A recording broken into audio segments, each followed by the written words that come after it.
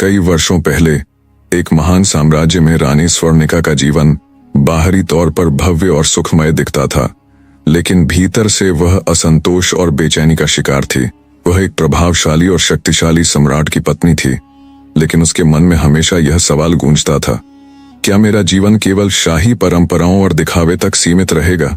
क्या मेरे लिए कोई व्यक्तिगत स्वतंत्रता है?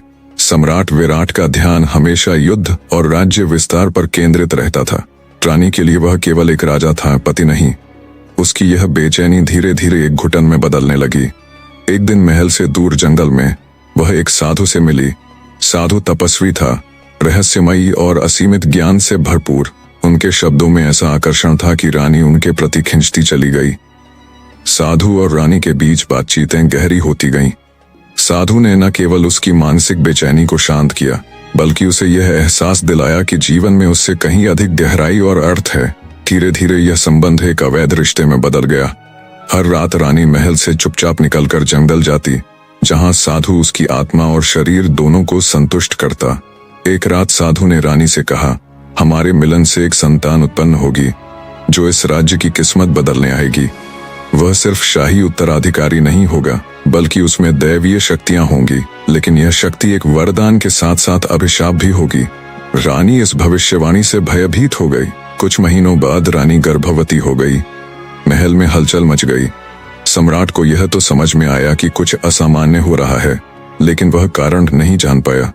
दरबार में अफवाहें फैलने लगीं। कुछ मंत्रियों ने इस गर्भ को शाही अपमान माना, तो कुछ ने इसे एक चमत्कार समझा। जब रानी ने एक पुत्र को जन्म दिया तो उसकी आंखों में अजीब चमक थी। उस बच्चे का नाम रखा गया आर्यमन। आर्यमन के जन्म के साथ ही राज्य में एक अजीब सी हलचल होने लगी।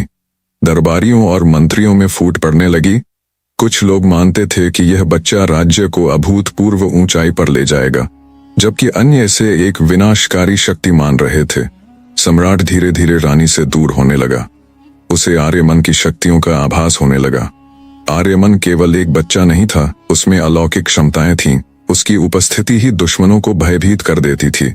लेकिन यह शक्ति केवल शारीरिक नहीं थी, बल्कि मानसिक और आध्यात्मिक भी थी। इसी बीच पड़ोसी राज्य के राजा धनंजय को आर्यमन की शक्तियों के बारे में पता चला। धनंजय को डर था कि यह बच्चा भविष्य में उसके राज्य के लिए खतरा बन सकता है। उसने महल पर आक्रमण की योजना बनाई। जब उसकी सेना ने महल पर हमला किया तो आर्यमन की शक्ति जागृत हो गई। ठीक उसी समय साधु महल में प्रकट हुआ।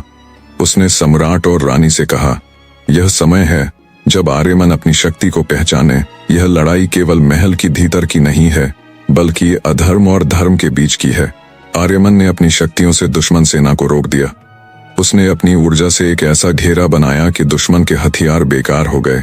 धनंजय भयभीत हो गया और उसने साधु को दोषी ठहराते हुए कहा, तुमने इस बच्चे को मेरी तबाही के लिए पैदा किया है। साधु ने मुस्कुराते हुए कहा, तुम्हारे कर्म ही तुम्हारी तबाही का कारण है। यह बच्चा केवल सत्य और धर्म का प्रतिनिधित्व करता है। आर्यमन ने दुश्मनों को परास्त कर दिया, लेकिन उसने धनंजय को मारने के बजाय उसे निर्वासित कर दिया। साधु ने कहा, सच्चा बल किसी को खत्म करने में नहीं, बल्कि उसे सही राह पर लाने में है। दुश्मनों की हार के बाद राज्य में शांति लौट आई, लेकिन रानी को अभी भी डर था कि आर्यमन की शक्तियां एक दिन राज्य के लिए संकट बन सकती हैं। साधु ने रानी और सम्राट से कहा, आर्यमन केवल एक पुत्र नहीं, बल्कि इस राज्य का भविष्य है। उसे सही मार्गदर्शन देना आपकी जिम्मेदारी है। रानी ने अपनी गलतियों को स्वीकारते हुए यह ठाना कि वह अब अपने पुत्र को सही दिशा में ले जाएगी। सम्राट ने भी अपने अहंकार को त्याग कर आर्यमन को अपनाया, लेकिन यह कहानी यहीं खत्म नहीं होती।